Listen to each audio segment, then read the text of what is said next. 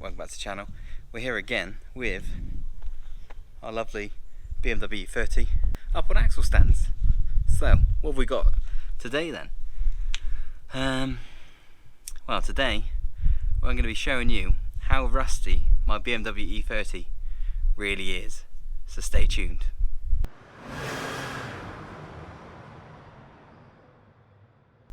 Right, so we're going to start at the front of the car, and you'll notice there's a few of these sort of surface patches, obviously there, a couple there, a little bit there along the front, and these bits aren't actually that bad.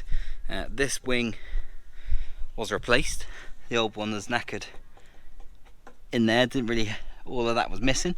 There's a bit of rust behind there, I know that much. Obviously this has no more paint left on it from when it was new. The scuttle on this side is okay, but if we go around to the other side, have a little look in here. Obviously battery tie down, not important. That mount there, quite rusty. Pull the battery out real quick. Oh, there you go. So you can see there's a few rust patches in there that I'm going to sand down. So around to this side of the scuttle panel, you can see here a couple of the patches right on there, still structurally okay. Haven't really got around to doing anything about those yet. Back onto the side, front valance, a little bit around there. Right, now for the juicy stuff. So front, little, you can see a little bit there, rusty. That's part of the wing though, but you can probably see in there it's got a bit of mud inside it, so that's probably rusting from the inside out. Worry about later. Right, so looking down the sill, there's a bit here that's been rust treated in the past, and we've undersealed it. Obviously the jacking point is crusty where the paint's been worn off, but the sill itself, other than that bit at the front, isn't actually that bad. Coming to the back, there's a little bit here, which again has been rust treated and just undersealed for now. Subframe reinforcing point has been, well, the sill and arch has been done. So you can see that bit there where I've had the welding done in the past. Keep going down. Right. So you can see I've obviously had the inner arch done. I've noticed this is my fuel tank. Obviously we've been leaking fuel enough to remove the paint, so yeah, that is a little bit rusty. We'll worry about that another time. But going into the arch, obviously this is where the fuel vent lines come through. I'm looking at this bit currently. I've been doing a bit of filing on a couple of bits I've seen just before I underseal it all again. But yeah, this is, I mean, this is I think it's meant to come out to about here. And I'm missing this bit, but I've had a little file down, and the actual body itself is okay. It's just this pipe. So I'm just going to file it down, to a semicircle, make it look like it's meant to be there. Obviously, you'll see this cover. It's meant to go from up there and into this pipe, but we've lost. It's probably about 10 inches we've lost of that cover. And obviously there's a bit here which is a little bit worrying. So that bit there, which is crusty. I'm pretty sure that goes into the boot somewhere just above the rear. Was it above the rear arm? Well, rear frame. Obviously you can see this bit here was patched. See a plate in there. I think it's just in there, the plate, and then it goes up here. Yeah, it goes up there. Little bit of rust under this trim piece, which again we have looked at in the past and undersealed. Coming over the arch, we've got general scabbiness, crispiness all the way round, right to the back. But yeah, considering this car's 32 years old, I don't think it's that bad. But this isn't the end of it. Coming around the back of the car, not really a lot going on until you get to this bit here, which is absolutely shagged. You can see all the crap falling out here. This isn't really attached. Obviously the rear beams, well, rear frames through there, but coming underneath, and you can quite clearly see a big hole, hand-sized, going into the boot.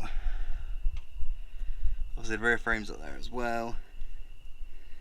Looks pretty crushed. This whole back panel is actually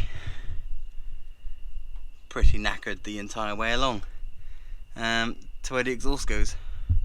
And there's a bit of damage on this rear bin where the exhaust has been scraping on it, which we'll be sorting that.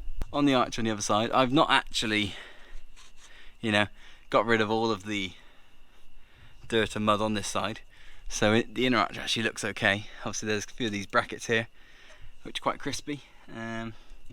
Yeah, again the entire arch, you know, all just pretty knackered, and the entire way around. So yeah, especially this bit here. So this is actually what was knackered on the other side. You can see there's a nice hole. But yeah, so on the outside we're looking at down here, pretty much dropping here somewhere, you know. See, if you press it you can hear the crispy metal and paint noises, but the top of the arch itself, you know, is actually pretty solid, even though it's just full of mud. Again, the old subframe reinforcing plates and the jacking point, it seems okay. Obviously the weight's being supported on it at the minute. It's all very crispy, all very brown. Obviously there's a bit in there, I don't know if you can see in there as well, there's where I've obviously painted over a bit where the exhaust has scratched it before. There's another bit I need to do, so I'm going to give that a sanding, maybe do a bit of rust treating while I'm here. So that pretty much sums up the rust on the BMW. Quite a lot, all over, but nothing too drastic, no like frame rust. I haven't noticed any rust in the floor. Obviously the hard lines when I've been taking the subframe out have been crusty, but that's to be expected as well, really. So yeah, overall I've been quite impressed with the rust on this car, considering it's 32 years old. Just finish up the filming the how rusty is my BMW video, thought I'd do a little bit of grinding. Well, we're not even grinding really, just with the wire brush. Might have made a slight hole, so there's this one just in there, goes into the boot, but that's not the worst. That's not the worst bit of rust, because I was literally just tidying up a few little bits, you know, making sure it was okay. I'm gonna rush treat stuff if it needed it, you know, nothing too drastic.